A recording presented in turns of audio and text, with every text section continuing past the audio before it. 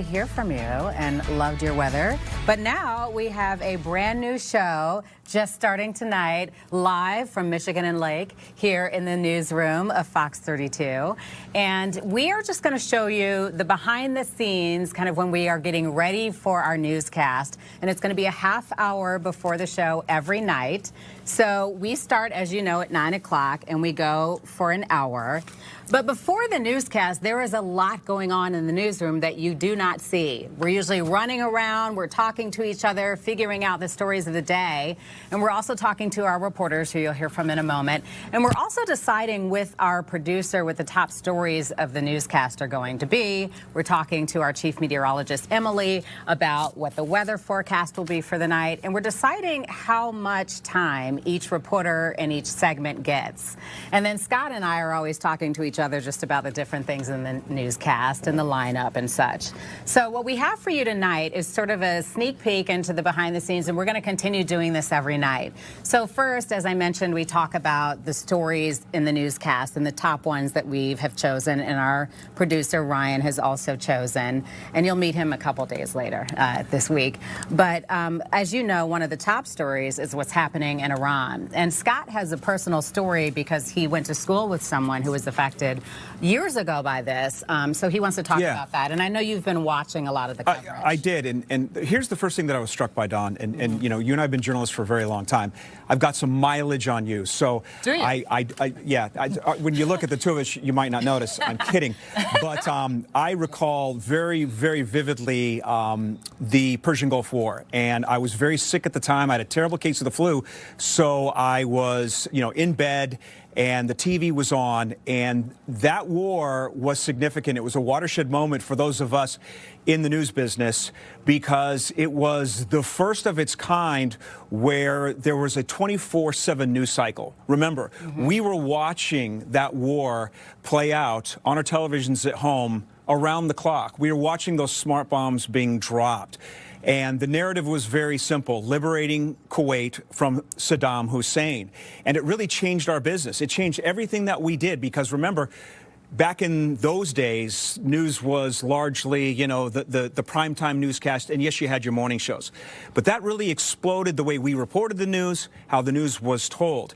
And what's ironic is that war ended in February, the same weekend that this war began. So I thought that was very interesting. One of the differences this time around is there's so many layers to this story. Now, we heard from the president today. He was talking about how he believes that this war could end in 4 to 5 weeks. Had a lot of people scratching their heads. The Persian Gulf War lasted about 6 months. And they're talking today about a regime change, at least the possibility of that, in 4 to 5 weeks. Is that believable? I don't know. You and I talked to a professor from the University of Chicago today who's written books, and he talked about his extensive research into the fact that can you nation build in such a short time through an aerial campaign.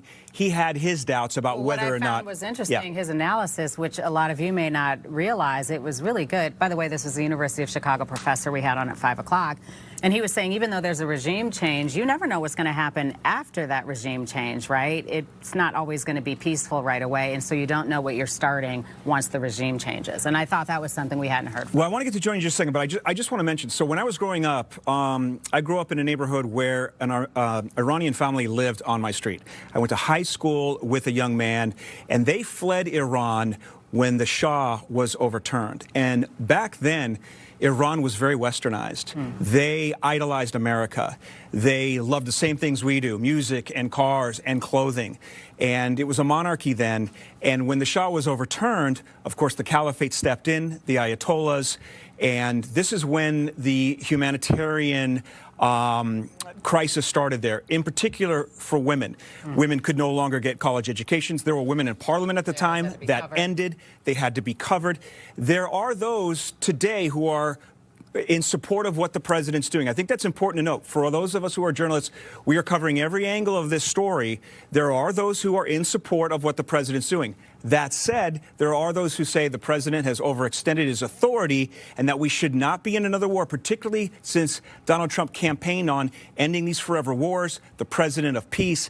Now I want to bring in Joni Lum. Joni, you covered one of those protest rallies today. That's right, Scott. As you mentioned, when we talk to Iranian Americans, they will give you the history of the last 47 years and talk about how this is needed for their country. But tonight, it was those who are against war who protested downtown. I just ran in from there. It was a good cold night, and they were out there for more than an hour. The usual groups that you see protesting in Chicago, it was the Palestinian Youth Movement, and also About Face Veterans Against War. So those are post 9/11 veterans who now believe that military action, this kind of military action, is wrong. And they, many of them have been to the Middle East or served in the Middle East.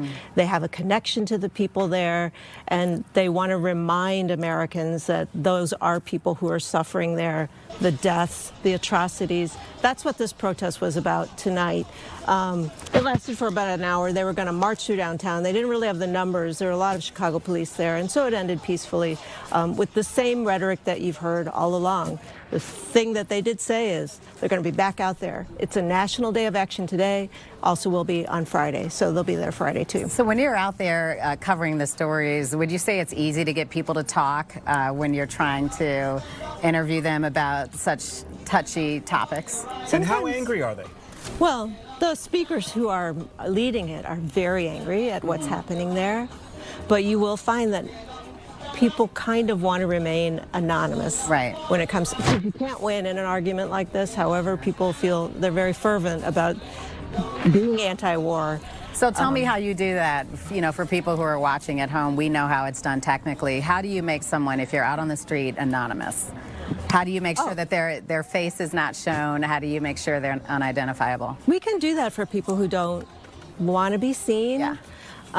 In this case, you're on protest, you're going to be seen. So, you know, try to get them on record, try to get their name. But we can hide the identity of people when we turn them around and they're not facing the camera, or we ask the camera person to focus on a different part, maybe on their shoes or their hands, so that they can tell their story freely and be unafraid. Are there tricks of the trade? We know for a fact that Senators Durbin, Senators Duckworth, we know that our local congressman, Jan Schakowsky, Raja Krishnamurthy, they've spoken out against Trump exceeding his authority according to the congressional rules of war.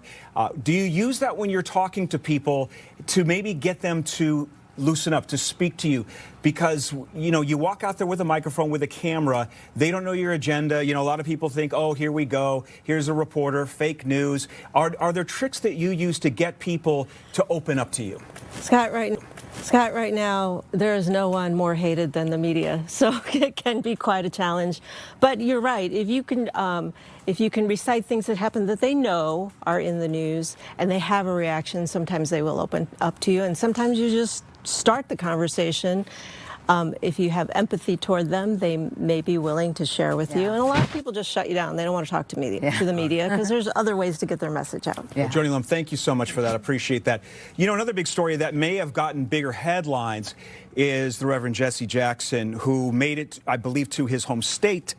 You have a very intimate relationship with the family, Dawn. Yeah, just being around Chicago for so long, and also just knowing the people who are taking care of the services. So I've been sort of following along, you know, as this journey of laying him to rest. So, you know, many of you know when it started. So just Saturday morning, there was a lot that went into getting him to South Carolina.